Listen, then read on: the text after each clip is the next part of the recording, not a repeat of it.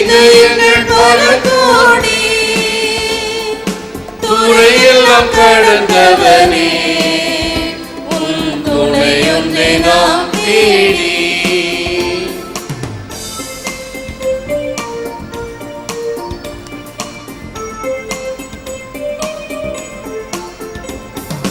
அன்பும் பேரறிவோம் தூய அறிவென்றும் யாம் தெளிவோம். அன்பும் பேரறிவோம் தூய அறிவென்றும் யாம் தெளிவோம். இன்பம் நீரென தெளிவோம், நல்ல இரக்கம் நீரென மொழிவோம். இறைவனை புகழ் பாட இங்கே இதயங்கள் பல கோடி துறையெல்லாம் கடந்தவனே உன் துணையொன்றை நாம் தேடி. இறைவனை புகழ் பாட இங்கே இதயங்கள் பல கோடி துறையெல்லாம் கடந்தவனே உன் துணையொன்றை நாம் தேடி.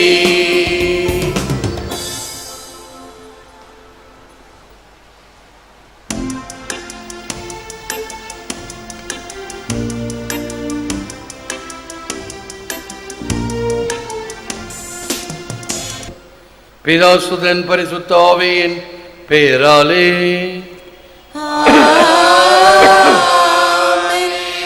நம் ஆண்டவராகிய இயேசு கிறிஸ்துவின் அருளும் கடவுளின் அன்பும் பரிசுத்த ஆவியின் நட்புறவும் உங்கள் அனைவரோடும் இருப்பதாக.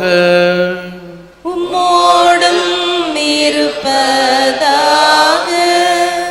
தகுதி பெற நம் பாவங்களுக்காக மனம் வருந்துவோம். ஆண்டவரே இரக்கமாயிரம். ஆண்டவரே இரக்கமாயிரம். கிறிஸ்துவே இரக்கமாயிரம். கிறிஸ்துவே இரக்கமாயிரம். ஆண்டவரே இரக்கமாயிரம். ஆண்டவரே இரக்கமாயிரம். ஜெபிப்போமாக.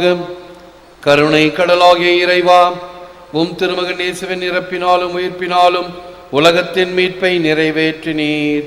இந்த மீட்பின் நற்செய்தி தொடர்ந்து அறிவிக்கப்படுவதன் வழியாக எல்லா மக்களும் அந்த மீட்பை தமதாக்கிக் கொண்டு உம் மக்களாகும் உரிமை பெறவும் மகிழ்ச்சியோடு நன்றியோடும் அதற்கு சான்று பகரவும் அருள் கூர்வீராக. உம்மோடு பரிசுத்த ஆவியின் ஐக்கியத்தில் இறைவனாய் என்றென்றும் வாழ்ந்து ஆட்சி செய்கின்ற எங்கள் ஆண்டவரும் திருமகனுமாகிய இயேசு கிறிஸ்து வழியாக உம்மை மன்றாடுகிறோம். ஆமென்.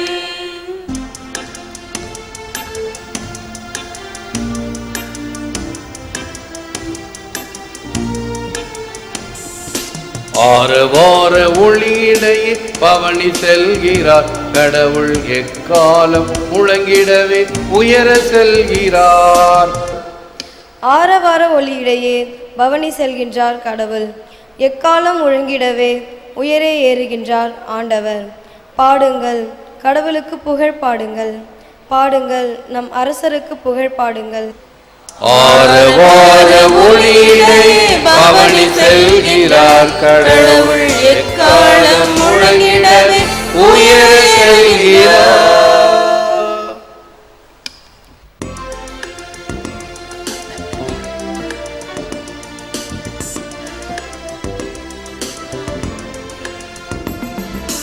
அல்லேலூயா அல்லேலூயா அல்லேலூயா அல்லேலூயா.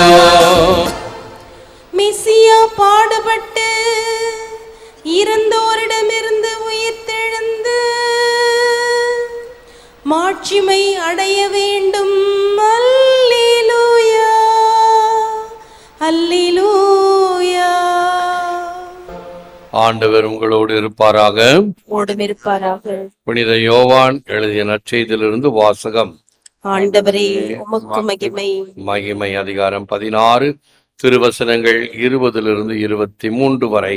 அக்காலத்தில் இயேசு தம் சீடரை நோக்கி கூறியது: உறுதியாக உங்களுக்கு சொல்லுகிறேன், நீங்கள் அழுவீர்கள், புலம்புவீர்கள், அப்போது உலகம் மகிழும்.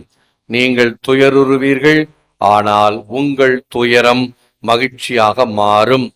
பிள்ளையை பெற்றெடுக்கும் போது தாய் தனக்கு பேறுகாலம் வந்துவிட்டதால் வேதனை அடைகிறார். ஆனால் பிள்ளையை பெற்றெடுத்த பின்பு உலகில் ஒரு மனித உயிர் தோன்றியுள்ளது என்னும் மகிழ்ச்சியால் தன் வேதனையை அவர் மறந்து விடுகிறார். இப்போது நீங்களும் துயருகிறீர்கள், ஆனால் நான் உங்களை மீண்டும் காணும்போது உங்கள் உள்ளம் மகிழ்ச்சி அடையும். உங்கள் மகிழ்ச்சியை யாரும் உங்களிடமிருந்து நீக்கிவிட முடியாது. அந்நாளில் நீங்கள் என்னிடம் எதையும் கேட்க மாட்டீர்கள் என்றார். இது கிறிஸ்து வழங்கும் வாழ்வு தரும் நற்செய்தி. கிறிஸ்துவே உமக்கு புகழ். I shall see you again and your hearts will be full of joy. நான் உங்களை மீண்டும் காணும்போது உங்கள் உள்ளம் மகிழ்ச்சி அடையும். இயேசுவில் அன்பார்ந்த சகோதர சகோதரிகளே, அன்பார்ந்த தொலைக்காட்சி விசுவாசிகளே, nothing comes and nothing goes that is not paid with mourn, for we are born in another's pain and perish in our own. முனகல் அல்லது கஷ்டம் இல்லாமல் எதுவும் வருவதும் இல்லை, போவதும் இல்லை. நாம் மற்றவரின் வலியால் பிறக்கிறோம், நாமவே அழிந்து விடுகிறோம் நம்முடைய துன்பத்தினால், வலியினால். இந்த வலி என்பது, மரணம் என்பது பாவத்தினுடைய சம்பளம். பைபிளினுடைய முதல் புத்தகத்திலேயே ஆதி பெற்றோர்கள் செய்த தவறினால் மனிதனுக்கு கிடைத்த சாபங்கள். மனிதன் மிக சிறந்த நிலையிலே படைக்கப்பட்டான். அவனுக்கு கொடுக்கப்பட்ட அந்த அந்தஸ்து, பெருமை மிக மிக சிறந்ததாக இருந்தது. அதை தன்னுடைய ஆணவத்தால் அழித்து கொண்டான். ஆகவே அந்த ஆணவத்தால் வந்த அழிவுதான் இந்த வலியும் வேதனையும் சாவும்.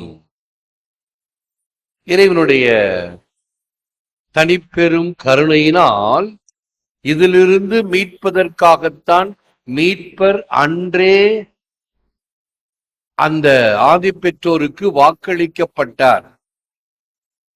உமக்காக, உம்முடைய நிலையிலிருந்து இவைகளை மாற்றுவதற்காக ஒரு மீட்பரை அனுப்புவேன்.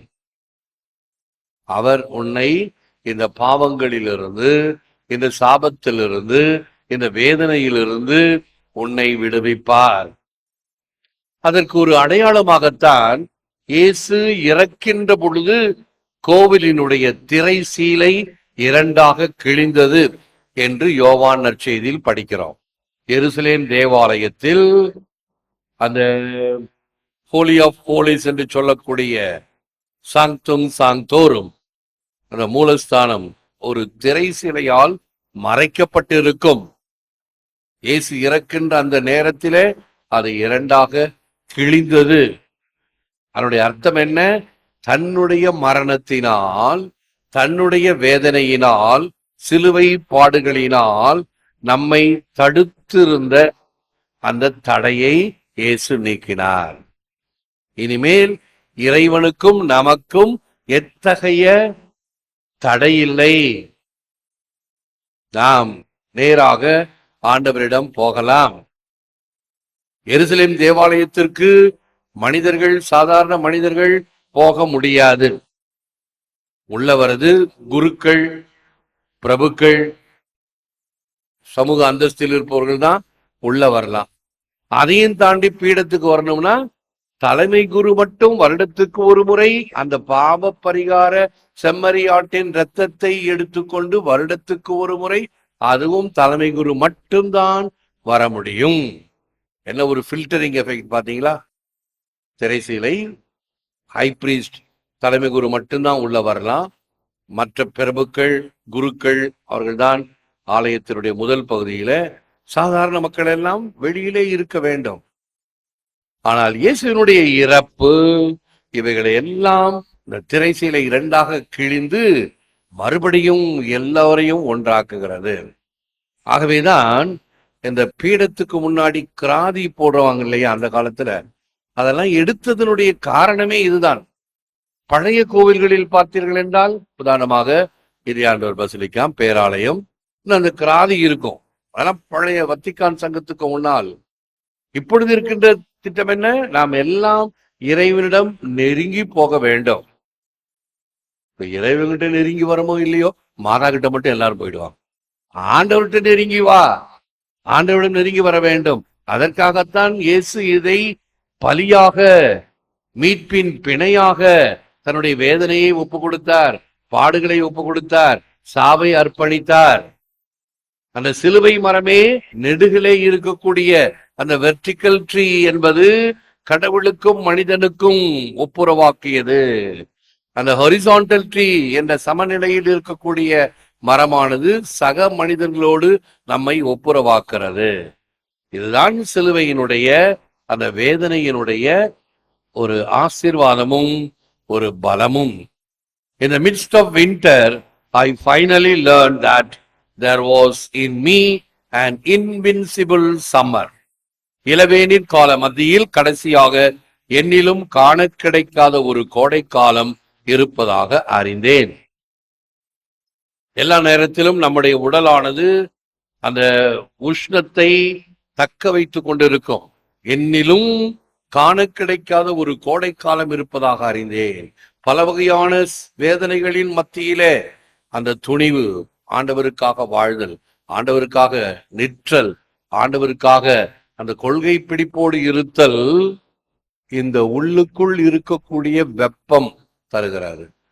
தியோதர் என்ற பிரெஞ்சு ஆன்மீக அறிஞர் சொன்ன வார்த்தைகளை ஞாபகப்படுத்துகலாம். நாம் பல கண்டுபிடிப்புகளை எல்லாம் கண்டுபிடித்து வாழ்க்கையினுடைய மிக உயர்ந்த நிலைக்கு வந்திருக்கிறோம், வளர்ந்து வந்திருக்கிறோம். இதெல்லாம் ஒரு பக்கம் வந்தாலும் மறுபடியும் மனிதன் இந்த வெப்பத்தை உண்டாக்குகின்ற அந்த முதல் யுக்தியை கண்டுபிடிப்பான். உள்ளத்தில் இருக்கக்கூடிய அனல் எவ்வாறு இயேசுவின் இதயத்தை சுற்றி அந்த அன்பின் அனல் பற்றி எரிந்து கொண்டிருக்கிறதோ, அதே போன்று அன்பின் அனல் தன் உள்ளத்தில் இருப்பதை உணர்வான். அதுதான் ஆன்மீகம். சித்தமே புகுந்து எம்மை ஆட்கொண்டு தீவினை கெடுத்து உயலாம் பக்தி தந்து தன் பொற்களல்களே பன்மலர் கொய்து சேர்த்தலும் முத்தி தந்து இந்த மூவுலகுக்கும் அப்புறத்து எம்மை வைத்திடும் அத்தன் மாமலர் சேவடிக்கண் நம் சென்னி மன்னி மலருமே. அருமையான வார்த்தைகள். சித்தமே புகுந்து எம்மை ஆட்கொண்டு, என் உள்ளத்தில் புகுந்து என்னை முழுமையாக ஆட்கொண்டவரே. இறைவன் நம்மை எல்லாம் ஆட்கொள்ளுகிறார். ஒவ்வொருவரையும் பார்த்து எவ்வாறு இரும்பை காந்தம் ஈர்க்கிறதோ அவ்வாறு இறைவன் நம்மை ஈர்க்கின்றார், தடுத்து ஆட்கொள்கின்றார். சின்னப்பரை போல, மோயிசனை போல, எலியாசை போல, இப்படி பலரை தன் பணிக்கு ஈர்த்து கொண்ட இறைவன் நம்மையும் ஒவ்வொருவரையும் ஈர்த்து கொள்கிறார். நம் எண்ணத்தில் புகுந்து, சித்தமே புகுந்து எம்மை ஆட்கொண்டு தீவினை கெடுத்து, நம்மிடம் இருக்கக்கூடிய தீவினைகள் இவைகளெல்லாம் தேவையில்லையோ அவை நம் உடம்பை விட்டு அகல வேண்டும். தீவினை கெடுத்து, இந்த தீவினைகளை எல்லாம் ஒன்று உடலளவில் அல்லது நம்மை சுற்றி இருக்கக்கூடிய வகைகளில் உய்யலாம் பக்தி தந்து. எது மிக சிறந்தது? நம்முடைய ஆன்மாவை இந்த பக்தியானது உயர்த்த வேண்டும். அதற்குத்தான் ஜெபங்கள், அதற்குத்தான் பாடல்கள். இவைகள் நம்முடைய உள்ளத்தை உயர்த்துகின்றது. உயலாம் பக்தி தந்து தன் பொற்களர்களே பன்மலர் கொய்து சேர்த்தலும். ஆண்டவருடைய பீடத்தை இப்படி வைக்கும் பொழுது நாம் எவ்வளவு ஒரு நிறைவை எடுக்கிறோம். ஆண்டவருக்கு இவைகள் எல்லாம் அர்ப்பணம். பன்மலர் கொய்து சேர்த்தலும் முத்தி தந்து இந்த மூவுலகுக்கும் அப்புறத்து எம்மை வைத்திடும். மூவுலகு, கீழுலகம், பூலகம், மேலுலகம், இதற்கும் மேலாக இறைவா உம்மிடம் கொண்டு வந்து எம்மை சேர்த்திடும் அத்தன் மாமலர் சேவடிக்கண். அத்தகைய இறைவனுடைய பாத மலர்களிலே நாம் சென்னி மன்னி மலருமே. சென்னினா என்னன்னு தெரியுதா? தலை. சூசையப்பர் பாட்டு ஒண்ணு இருக்குது. சென்னி மகுட முடிபுனைந்த மன்னர் கோத்திர மாதவா, உடைய தலை மீது நீ முடிபூண்டிருக்கிறீர். சென்னி மகுட, அந்த வார்த்தை தான் தமிழ்ல பழைய தமிழ் வார்த்தைகள்லாம் கத்துக்கிட்டோம்னா இன்னும் அதிகமாக இந்த செம்மொழி சென்னி மன்னி மலருமே. If you want to be always contented, because joy is an integral part of your life. Jose Maria, நான் எப்பொழுதும் திருப்தி அடைந்தவனாகவே இருக்க விரும்புகிறேன், ஏனெனில் மகிழ்ச்சி என்பது உன் வாழ்க்கையின் அங்கமாகவே இருக்கிறது. இறைவன் இந்த மகிழ்ச்சியை நமக்குள் கொடுத்திருக்கிறார். It's a promise that present pains will become future joy. நம்முடைய இந்த நிகழ்கால துன்பம் எதிர்காலத்தில் மகிழ்ச்சியை தரும், வெற்றியை தரும், கனியை தரும். சால் அண்ட் டு குட் ஓம்னியா இன் போனும், எல்லாம் நன்மைக்கே. இன்றைய வழியே நாளைய மகிழ்ச்சி. ஆக இத்தகைய பின்னணியில் ஆண்டவரிடம் ஜெபிப்போம், முழந்தால் இருப்போம். Lord Jesus, we are an Easter people and Hallelujah is our song. May we radiate the joy of Easter and live in the reality of Christ's victory over sin and death. ஆண்டவராகிய இயேசுவே, நாங்கள் அனைவரும் உயிர்ப்பின் மக்கள். அல்லேலூயா. எங்கள் கீதம், எங்கள் வாழ்வு உயிர்ப்பின் மகிழ்ச்சியை பிரதிபலிப்பதாக, மேலும் கிறிஸ்துவின் சாவின் மீதும் பாவத்தின் மீதும் கொண்ட வெற்றியின் உண்மையில் வாழ்வோமாக. ஏற்று வரமருளும் இறைவா, காக்கும் கரங்களினால். ஆமென். ஆமென்.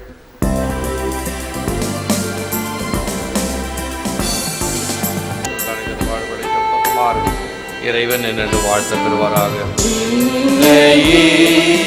முழுவதும் உன்னிடம் தருகின்றேன், என் மனம் அறிந்து நீ உன் கையில் ஏற்றிடுவாய். முழுவதும் உன்னிடம் தருகின்றேன், என் மனம் அறிந்து நீ உன் கையில் ஏற்றிடுவாய்.